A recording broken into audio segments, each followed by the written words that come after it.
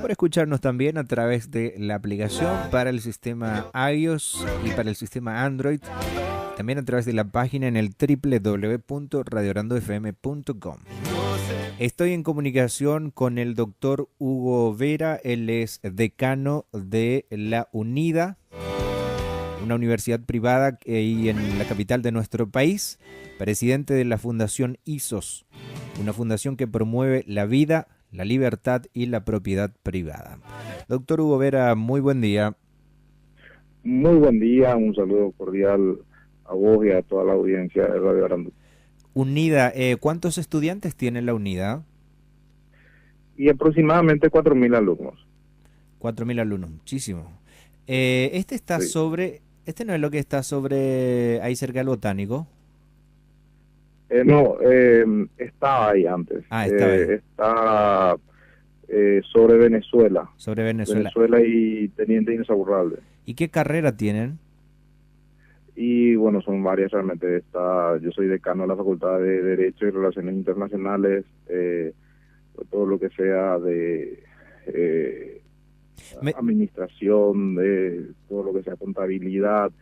Es una de las mejores facultades en medicina, por ejemplo. Tiene muy buena tecnología en ese campo. Bueno, y todo lo que tenga que ver con medicina, enfermería, bueno, toda su amplia rama, ¿verdad? Y bueno, y en humanidades tenemos, como te dije, derecho, relaciones internacionales.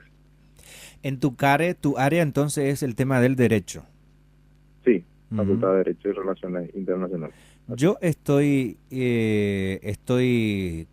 tratando de entender un poco algunos aspectos que tienen que ver en lo legal, precisamente después de lo que sucedió en Argentina, la aprobación en la Cámara de Diputados de la ley del aborto legal, libre y gratuito que ellos le llaman. Yo me preguntaba esto, doctor, ¿cómo nace una legislación, verdad? Según mi entender, y corregime si estoy equivocado, una legislación tiene que nacer, vamos a decirlo, de una expresión de la convicción, creencia, cultura de un país, y no una legislación que se le ocurre a un X personaje que escribió un libro, o la ONU, o quien sea, y viene a imponer en un país. Esto es lo que usted tiene que creer y hacer. ¿Cómo realmente nace una legislación? ¿Cómo en la Constitución Nacional, por ejemplo, en nuestro caso? Bueno, la metodología, por lo menos en Occidente, y creo que Oriente tampoco está alejada de esa metodología, es la costumbre como madre de las leyes. Es decir, las leyes positivas, las leyes escritas, simplemente son una expresión ya in extremis, ¿verdad? Para corregir de repente o perfeccionar algunas relaciones que de hecho ya existen, ¿verdad? Que es el derecho consuetudinario. Es decir, existe una ley de costumbre y como hija de esta nace el derecho positivo, ¿verdad?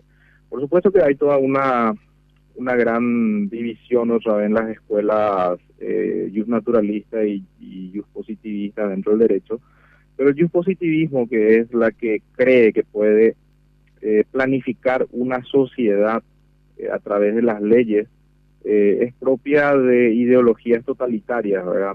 Hank Kelsen lo mete al derecho con su teoría pura del derecho, y bueno, y otras ideologías como el marxismo o el nazismo se valen del positivismo para que a través de la fuerza de la ley se pueda moldear al resto de la sociedad, pasando por encima de su cultura y su costumbre, para hacer lo que dicen unos pocos iluminados, como bien hacía referencia al comienzo. O sea que, porque justamente lo que estuve hablando con algunos colegas de Argentina, inclusive con algunos especialistas en el tema, y me decían, acá la mayoría no está de acuerdo con lo que aprobó la Cámara de Diputados, ¿verdad? No está Sí. de acuerdo la mayoría de la población. Entonces yo le pregunté, ¿cómo es posible eso? Por un lado me dijo que fueron engañados por los políticos y le eligieron a esa gente al final. Ellos legislaron en contra de la mayoría, por un lado, y por otro lado también es que se aplican recetas internacionales. ¿Cómo funciona esto? Y principalmente vamos directo a lo que es el tema que sucedió en Argentina, por ejemplo, la legalización, la media sanción que tiene en la Cámara, en el Congreso argentino, este tema de la legalización del aborto legal, seguro y gratuito. ¿Cómo funciona esto? Bueno, hay que entender este contexto moderno, por decirlo así. Ujú. En realidad es una corriente postmodernista, se llama. Viene con mucha fuerza ya desde 1970, especialmente surge en Francia, pero como una especie de... o sea, se sanciona con dolor incluso.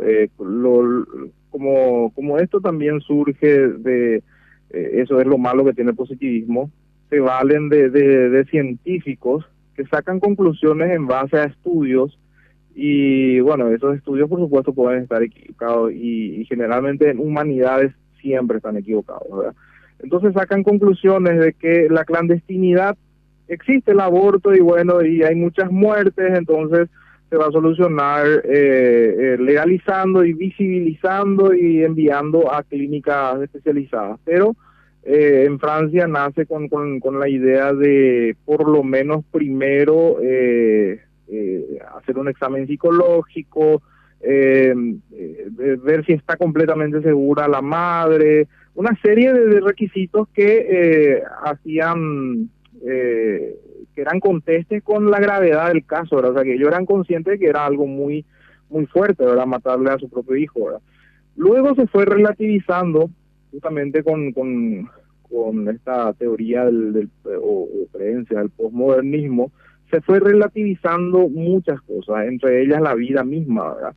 Eh, entonces vuelvan a ser un antiguo concepto romano. Los romanos decían el niño por nacer es parte de las vísceras de la madre, ¿verdad? Nasciturus par viscerum matris, o sea que era como un órgano más, ¿verdad? Entonces lo equiparan a eso y relativizan la vida y van de pasar a ser un problema o para corregir un problema supuestamente de clandestinidad, pasó directamente a ser una ideología. Entonces se lo fue promoviendo cada vez con más fuerza. También hay otros que consideran que es parte también de una agenda malthusiana, que el malthusianismo lo que dice en otras palabras es de que va a escasear los alimentos por el crecimiento de la población, por ende hay que frenarlo. Entonces Ujú. también lo asocian a eso y de cierta forma se trae un paquete legislativo que está visiblemente, y eso ya no es ninguna teoría de la conspiración ni mucho menos, digamos, de planificación demográfica, ¿verdad? Es decir, para frenar el crecimiento poblacional, que incluyen aborto, inseminaciones, el tema de las vacunas, el tema de meter anticonceptivos y una serie de cosas que tiene que ver con el nacimiento. Luego está el tema de promover agendas de matrimonios estériles, como el caso de lo que se conoce como matrimonio igualitario, ¿verdad? Y una Ujú. serie de cosas, como te dije, que tiene que ver más bien con una especie de frenar el crecimiento poblacional, ¿verdad? Esto ya en muchas sociedades está haciendo estragos. Y bueno, y eso es lo que se está importando en estas regiones que, por ejemplo, Argentina, sabemos perfectamente que culturalmente siempre fue también de hecho que somos muy parecidos a la Argentina en lo cultural, y sabemos que son culturas providas, por decirlo así. Ujú. Entonces, la infiltración ideológica en los asuntos de toma de poder viene a influir y a tomar decisiones que van de contramano a la cultura y al deseo de la mayoría, ¿verdad? Y eso Ujú. es lo que estamos viviendo hoy día, porque se han infiltrado en puntos estratégicos en donde se toman decisiones de poder sin importar lo que piense la gran mayoría de una sociedad. Estuve escuchando la doctora Esperanza Martínez, senadora actual, y también entra en el otro periodo, diciendo que hay que introducir en el debate este tema de la legalización del aborto. parece que va en serio este tema y nuevamente seguramente van a introducir y se va a hablar en el Congreso Nacional, así como lo hicieron en Argentina, ¿verdad? Bueno, la alarma de terror ya fue sonada, ¿verdad? Por lo menos ya tenemos aquí esas intenciones. Son globos sondas realmente que se elige quiénes van a ser sacrificados, vamos a decir, para hacer ese experimento social que generalmente es la antesala para leyes muy drásticas, ¿verdad? En este caso, Esperanza Martínez, y sabemos también que otras personas como Lilian Soto están muy a favor del aborto, ¿verdad? Entonces, eso puede ser, incluso si es que le sale mal, un sacrificio de un político, ¿verdad? En este caso yo creo que Esperanza Martínez ya se puso la soga al cuello porque chocó contra la cultura, Ujú. contra la mayoría y rápidamente quiso hacer una rectificación de sus dichos, lo cual ya es tarde, ¿verdad? De hecho Mm. que se sabe que la izquierda toda, a pesar de que acá en Paraguay está dirigido por un obispo católico que rechaza, esta religión rechaza totalmente el aborto, por supuesto, Ujú. aún así ellos promueven estas ideas o este paquete legislativo de que incluye el aborto, ¿verdad? Y bueno, hoy ya se ha instalado este debate, pero muchos dicen que se debería cortar y otros, sin embargo, sostienen de que sencillamente nos estamos defendiendo de todos de toda esta embestida de los medios, de, de ciertos políticos, que si uno le deja también de lado, Ujú. se va a entender como que hay con la famosa falacia del silencio otorga, ¿verdad? Ujú. Entonces yo creo que también soy de la tesis de que hay que enfrentarlos y hay que decir las cosas por su nombre, ¿verdad? Entonces hay que entrar en el debate sin temor Ujú. y dejar plantada una postura, ¿verdad? Sabemos que es inconstitucional. ¿Qué dice Eso nuestra creo que Constitución ahora, actualmente? sí, que se protege la vida desde la concepción en general. Entonces, Ujú. como que se están queriendo valer de esa palabra en general, haciendo creer que se relativiza la vida porque todo principio general tiene una excepción, ¿verdad? O sea, toda regla tiene su Ah. excepción. O sea que Entonces, sin por ese cambiar la lado, Constitución quieren introducir este tema, más o menos así es. claro, claro, lo están haciendo, lo están interpretando, por supuesto, en forma interesada. Ujú. Tenemos que tener en cuenta que en muchos países ciertas legislaciones se aprobaron aún contraviniendo la Constitución Nacional, sencillamente porque se valieron de otros mecanismos, como, por ejemplo, fallos internacionales y una serie de cosas que son más bien estrategias para burlar la Constitución. Por eso Ujú. es que muchos tienen terror de toda esta agenda, porque si no pueden forzar la Constitución, si no pueden forzar una constituyente, sencillamente buscan la forma de ningunear la Constitución. Ujú. Ya vimos que el caso de la ley de paridad, por ejemplo, es absolutamente inconstitucional y poco o nada les importó, incluso sancionaron o sea, tuvieron una media sanción, ¿verdad? Ujú. En senadores. Por eso es que esta situación no es para cruzarnos de los brazos, ¿verdad? Se mete y se está metiendo cada vez más agresivamente y son productos de ideologías totalitarias que promueven, aunque muchos quieren negar, y especialmente lo que están en los medios de prensa niegan que hay una agenda marxista detrás, lo cual es muy difícil de negar porque las evidencias son muy obvias, ¿verdad? Vos en todas las marchas, ves en todas las consignas, ves banderas con estas consignas, ¿verdad? Entonces, igual la gente trata de negar Ujú. este hecho. Bueno, para cerrar, doctor, ¿qué puede hacer la gente común del interior del país, inclusive los medios? Porque esto se viene, hay que ser sincero con esto, se viene y se viene con todo y hay muchísima plata detrás. Así Y mismo. he sabido que nuestros políticos en Paraguay tienen pocos argumentos. Ya de sincero por año en día, tienen pocos argumentos. Normalmente cuando hay billetes de por medio se le brillan los ojos. Y entonces, ¿cómo hacer? para la gente que no estamos de acuerdo con eso y la gente en general en este país no está de acuerdo con estos temas, ¿cómo hacer para lidiar con esto? Bueno, la estrategia tiene que ser de la misma forma. Unir esfuerzos todos los que están en contra de esta ideología y ya sea a través de los medios que se pueda ingresar, copar en las universidades, en los colegios, charlas, difusiones, cada vez que hay un análisis de estos temas, acompañar a los que de una u otra forma están haciendo militancia en contra de esto, que son muy pocos realmente, cuando la mayoría, es el sentir de la mayoría, toda la militancia de unos pocos, ¿verdad?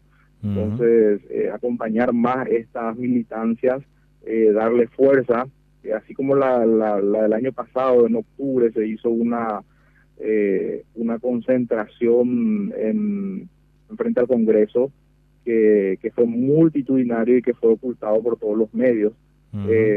Entonces, de todas formas, sabemos que los medios están en contra, la mayoría de los medios por lo menos, ¿verdad? Sabemos que otros no también, están a favor de esta agenda y van a tratar de ocultar o promover o tergiversar, distorsionar todo lo que se pueda y hacer lo propio a través de las redes, ¿verdad? No queda otra arma porque si esto se aprieta demasiado y fuera de tiempo, porque hay que entender también una cosa en ciencias políticas. Es cierto que se pueden hacer cambios drásticos en contra del sentir popular, ¿verdad? Pero eso también tiene su pecho. Es decir, si uno aprieta demasiado, uno no sabe en qué momento puede explotar una reacción social que puede ser de consecuencias nefastas, ¿verdad?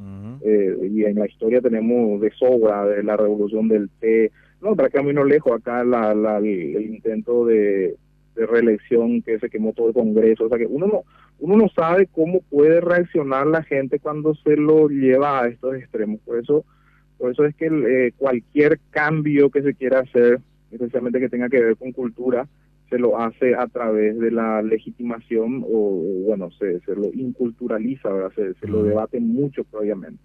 Y son en esos debates donde hay que estar atentos y asistir y forzar, ¿verdad? Doctor, gracias por tu tiempo, gracias por estas informaciones. Al contrario, muchas gracias a ustedes por el espacio y estoy a las órdenes cuando así lo quieran. Doctor Hugo Vera, decano de la Facultad de Derecho de la UNIDA y presidente de la Fundación ISOS.